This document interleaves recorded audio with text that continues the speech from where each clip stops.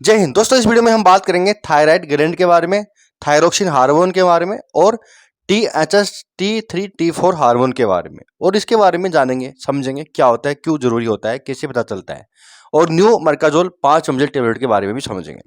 देखिए भैया, new मर्काजोल tablet जो आती है ना, ये डॉक्टर की सलाह से ही हाईली प्रिस्क्राइब की जाती है, तो सेल्फ यूज नहीं करना है। न्यू मर्काजोल जो टेबलेट आती है ये 5 mg, 10 mg और 20 mg की स्ट्रेंथ में मिल जाती है। 5 mg की प्राइस की बात करूं तो करीब करीब 320 रुपए की 130 टेबलेट का ये एक छोटा जार आता है, उसके अंदर आती है। अबट कंपनी इसको बनाती है। इसके अंदर आता है कार्बिमाजोल इसके अंदर कंटेंट है, इसके अंदर आता है। तो ये हाईली प्रिस्क्राइब होता है, थायराइड वाले पेशेंट के अंदर ये चलता है। थायराइड हार्मोन ज़्यादा बनता है, जिसको कहते हैं हाइपर थायराइडिज्म की बीमारी के अंदर ही चलता है। दो तरह की थायराइड बीमारी होती है, हाइपर यानी ज़्यादा हार्मोन बनना, और हाइपो थायराइडिज्म यानी कम हार्मोन बनना। देखिए, हर व्यक्ति के यहाँ ना एक छोटी सी ग्लैंड होती है, तितली नुमा ग्लैंड, ठीक है, ग्रंथि जिसको कहते हैं ग्रंथि। तो जो ग्लैंड होता है ना, ये थायरोक्सिन हार्मोन बनाता है, जिसको कहते हैं हम T4। एक हार्मोन और बनाता है, जिसको कहते हैं T3, जिसको कहते हैं ट्राई आयोडीन थायरोरोनिन इसके अंदर आता है। तो दो बनाता है T3 और T4। T4 होता है थायरोक्सिन। अब देखिए भैया, कई बार क्या होता है कि थायरोक्सिन कम बनता है, जिसको कहते हैं हाइपो यानी कम बन रहा है, वहाँ अलग तरीके की एंटी थायरोक्स दवा आती है।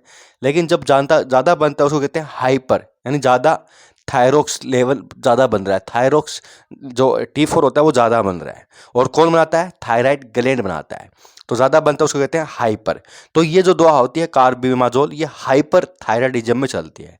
ज़्यादा हार्मोन बनने की प्रक्रिया को ये कम करती है, हार्मोन के लेवल को कम करती है। अब देखिए, जो ग्लैंड होते हैं ना, बॉडी के अंदर कई सारे ग्लैंड होते हैं। एक तो ये जैसे थायराइड ग्लैंड है, इसके पीछे भी एक पीछे गर्दन के पीछे भी होता है, जिसको कहते हैं पाराथायराइड, ठीक है। जैसे थायराइड ग्लैंड है, वैसे पाराथायराइड ग्लैंड भी होता है। ये क्या काम करता है? ये विटामिन D3, कैल्शियम और फास्फोरस के लेवल को खून में कंट्रोल करके काम करता है। यानी फास्फोरस और कैल्शियम के लेवल को ये नियंत्रित करता है खून के अंदर। और थायरोक्सिन हार्मोन क्या करता है? जो आगे वाला ग्लैंड बनाता है, थायराइड ग्लैंड, दोस्तों ये भी बॉडी को काफ़ी ज़्यादा एक्टिव रखता है। जैसे कि आपकी ऊर्जा को एक्टिव रखेगा, ठीक है। थकान होने में ये बहुत लाभदायक है, थकान नहीं होने देता। इनके अलावा बालों के लिए, स्किन के लिए, नाखून के लिए, आपकी हार्ट बीट के लिए, ब्लड प्रेशर के लिए, बॉडी टेम्परेचर के लिए, ठीक है, आपके बाकी अंगों के लिए थायरोक्सिन हार्मोन बहुत ज़्यादा ज़रूरी होता है बॉडी में बनना, मेंटली के लिए, ठीक है, मेंटली हेल्थ के लिए। लेकिन जब ये कम बनता है या फिर ज़्यादा बनता है, तो अलग अलग सिम्टम आते हैं। अभी बात कर रहे हैं हाइपर, तो यानी ज़्यादा बन रहा है, इसके बारे में समझते हैं। जब ज़्यादा बनता है तो व्यक्ति को क्या कि थकान होती है, गुस्सा आता है, ब्लड प्रेशर भी बढ़ा सकता है, नींद कम आएगी, या फिर घबराहट होगी, मूड में चेंज होगा। तो ये थोड़ी मेंटली प्रॉब्लम होती है। इनके अलावा भूख ज़्यादा लगेगी, पसीना आएगा, या वज़न घटेगा। तो कई तरीके की ये सिम्टम दिखाता है, जिससे कि पता चलता है। या फिर कोई ग्लैंड बन जाएगा, कोई गांठें से बनने लगेगी, अलग अलग तरीके की प्रॉब्लम होगी, पसीना ज़्यादा आएगा, व्यक्ति छोटी छोटी बातों में कांपने लगेगा, डर लगने लगेगा। तो इससे थोड़ा पता चल जाता है। हालांकि इसकी जांच वगैरह होती है थायराइड की, उसे सही तरीके से पता चलता है। तो ये दो तरीके के हार्मोन बनाता है थायराइड ग्लैंड, T3 और T4 थायरोक्सिन, ठीक है। तो देखिए, अब ये जो दवा होती है ना, ये बढ़े हुए थायरोक्सिन लेवल को कम करती है। खून के अंदर जो भी हार्मोन्स होगा ना, वो खून में ही पाया जाएगा, ठीक है। और जो एंजाइम होगा वो शरीर में पाया जाएगा, एंजाइम खून में नहीं पाया जाएगा।